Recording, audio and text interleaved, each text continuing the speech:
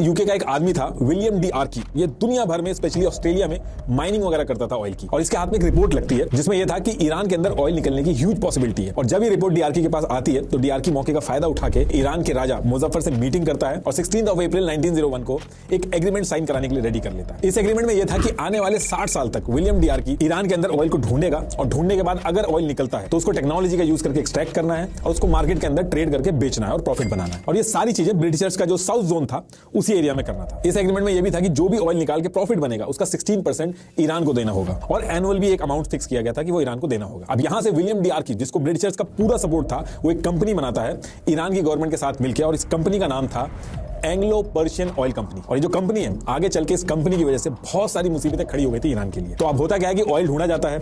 शुरू में ऑयल ढूंढने में पैसा और टाइम बहुत ज्यादा लगता है। विलियम डी आर्की जो थे वो अपना पूरा पैसा लगा चुके थे, और जब उनके पास पैसा खत्म हो गया था, जो ब्रिटिश गवर्नमेंट थी उन्होंने उनको पैसा दिया और पैसा दे के वो उनसे शेयर ले लेती थी इस कंपनी के। तो मेनली जो शेयर्स थे इस कंपनी के, वो ज्यादा से ज्यादा शेयर ब्रिटिश गवर्नमेंट के पास आ गए थे और आगे चल के इस कंपनी का नाम चेंज भी हुआ था, ब्रिटिशर्स पेट्रोलियम हो गया था।